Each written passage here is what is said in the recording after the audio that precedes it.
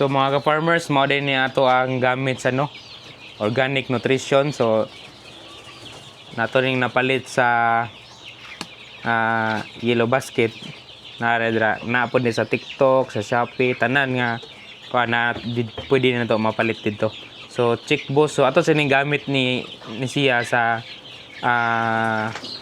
manok. So bali mura sa ni siya og supplement ba.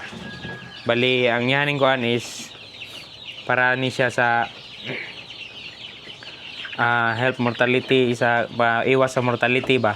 So pareha ni siya og tawagan na kato ganing mga OHN sa una. So mga probiotics. So mao na sila, probiotics. Premium native chicken supplement nya ang iyang dosage na sa dere 1 tablespoon per 1 kilogram of feed. Mo siyang ihalo. Then kung sa tubig sa 1 tablespoon per liter if sa drinking water na siya.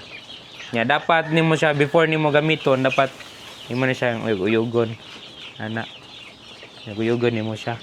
Nya pwede sa ang taksanan mo kanin taklob. Kay isa ka taklob is 1 tablespoon man siya, usa ka kutsara ba. Nya mao na din atong gigamitan ani. Dagko na jud ni sila.